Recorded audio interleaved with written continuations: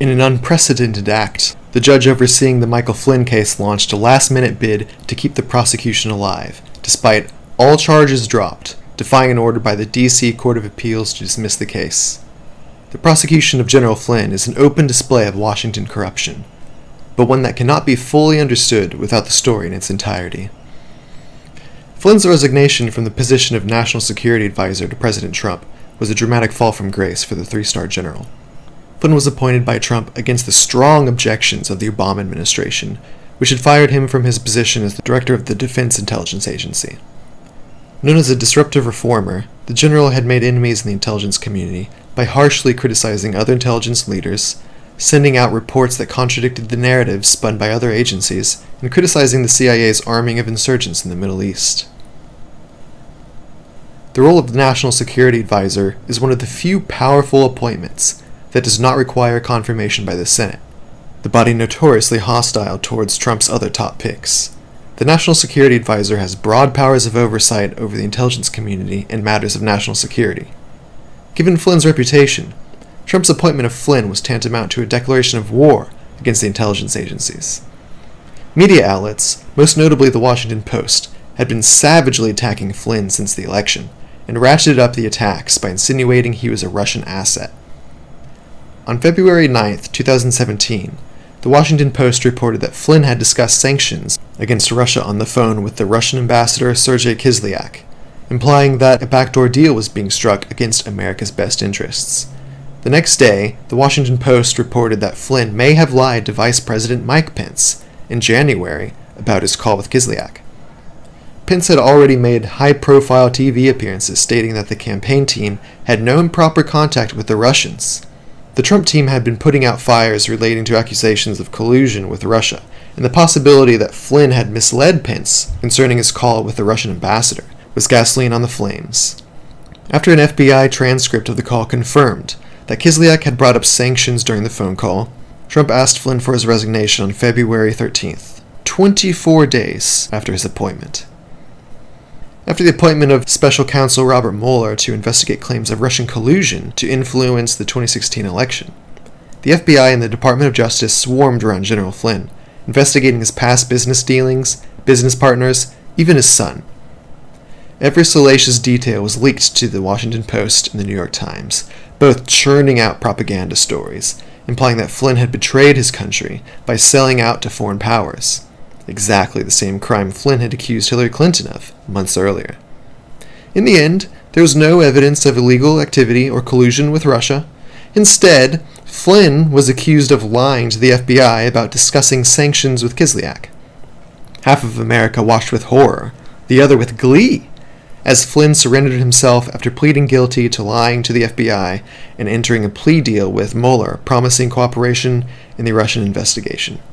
James Comey, the disgraced former FBI director, tweeted a Bible verse. "But justice rolled down like waters, and righteousness like an ever-flowing stream." The day after Flynn's guilty plea marked the beginning of an unraveling that would make Machiavelli blush. Word broke out that the Justice Department's Inspector General had found text messages between FBI lawyer Lisa Page and FBI Special Agent Peter Strzok, showing incredible bias and illegal collusion. While on the team investigating Hillary Clinton's illegal email server, Page and Strzok had discussed plotting to tip the 2016 election to Hillary Clinton. Furthermore, both were serving on Mueller's investigation team. Strzok was handling the investigation of General Flynn.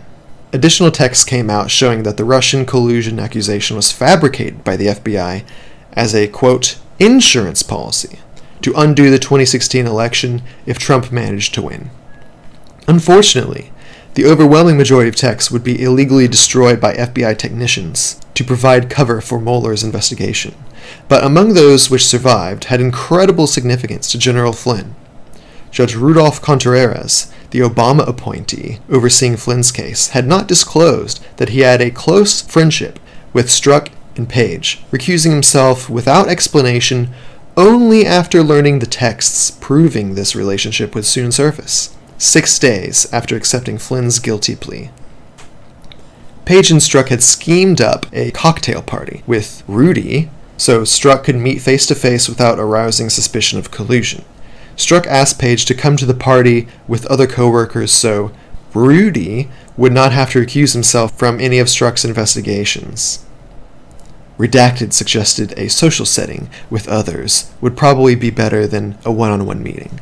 I'm sorry, I'm just going to have to invite you to that cocktail party. Have to come up with some other work people, cover for action.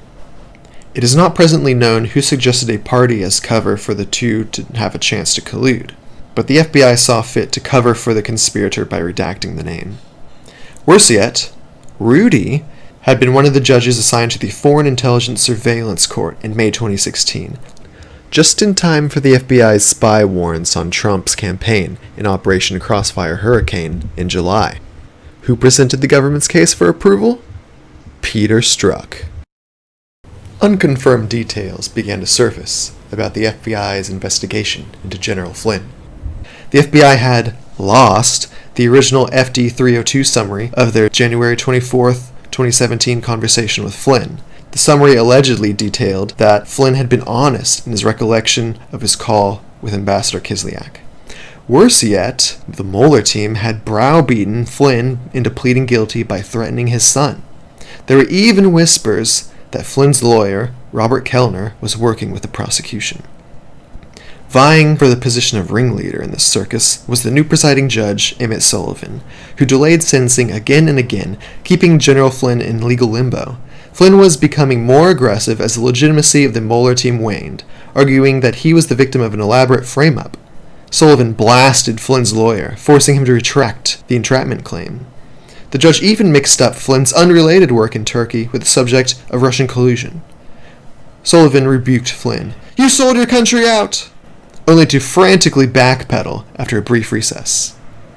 In June 2019, after the complete collapse of Mueller's Russian investigation, Flynn fired his attorney and hired Sidney Powell, a much more aggressive and notably anti-FBI and anti-DOJ lawyer.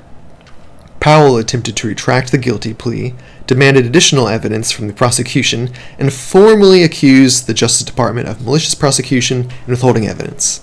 Again and again, her motions were denied by Judge Sullivan, who even prohibited her from entering additional evidence.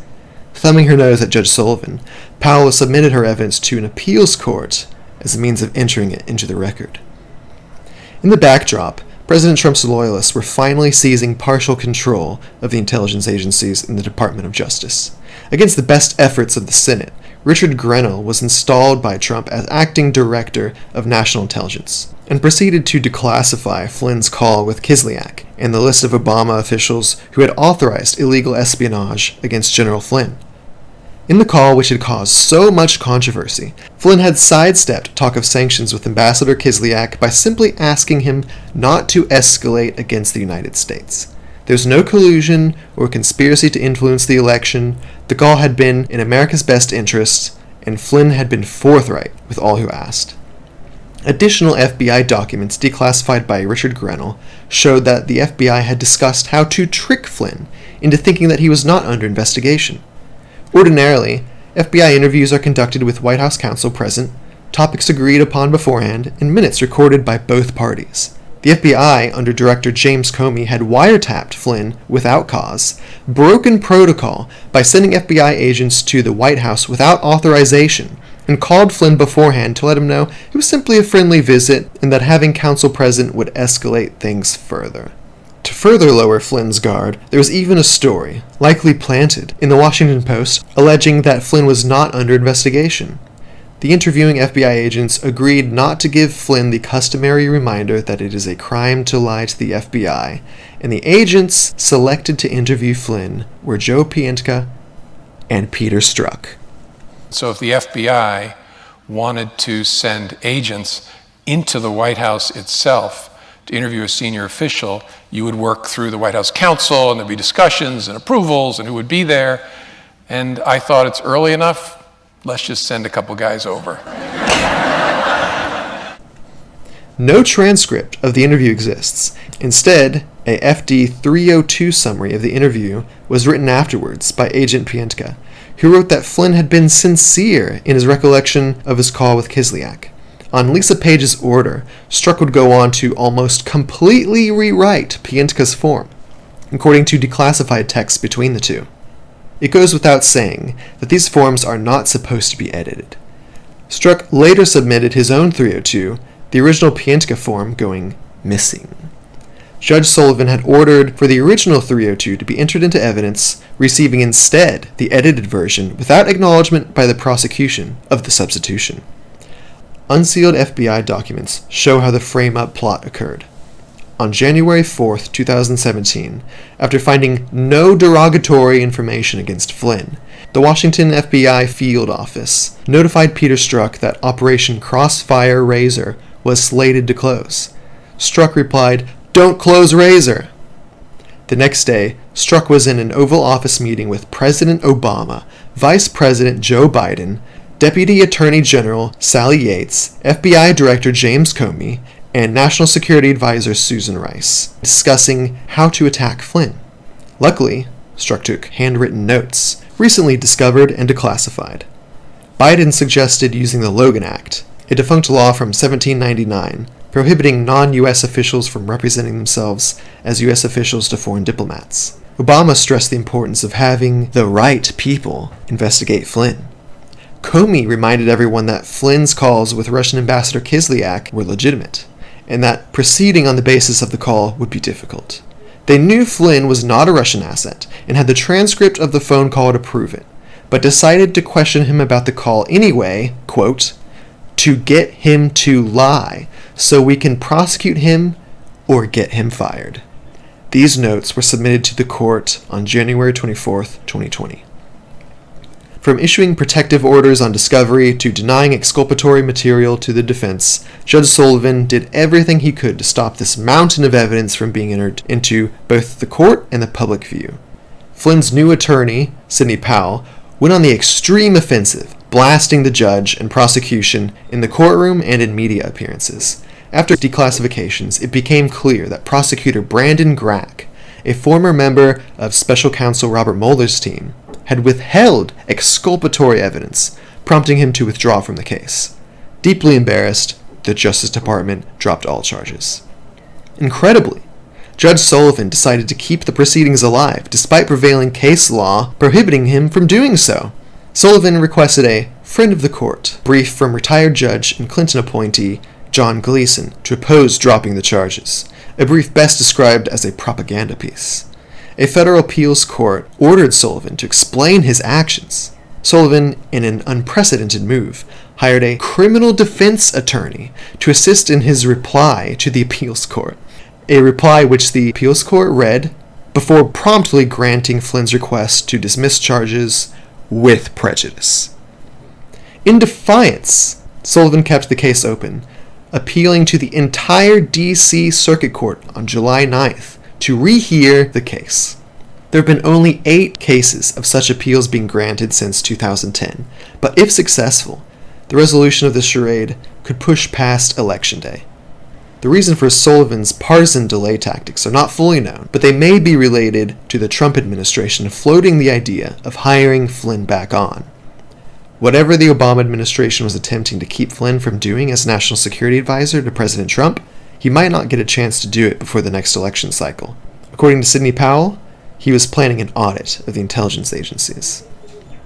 To date, none of the conspirators in this story have been prosecuted, as James Comey, Lisa Page, Peter Strzok, and other accomplices landed book deals and highly paid positions at media outlets. General Flynn was forced to live without income, or the ability to defend himself publicly for several years.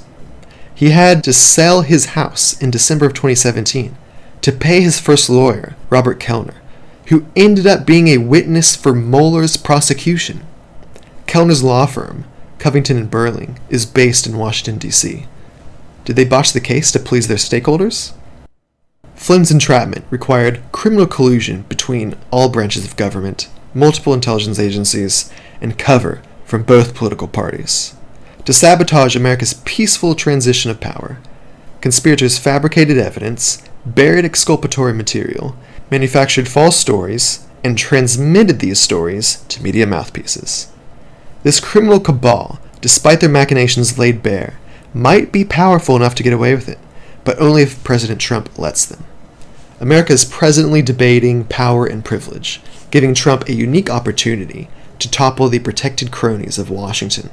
Their propaganda rags have no credibility, their institutions no moral authority. Trump would have to stand his ground and lean into the principles which won him the 2016 election. But precedent says he will fall short. He capitulated on the arrest of Hillary Clinton, despite the original investigation proven to have been a sham with a predetermined outcome. Waging war against the most privileged in our society might be a winning message. Time will tell if Trump is worthy of it.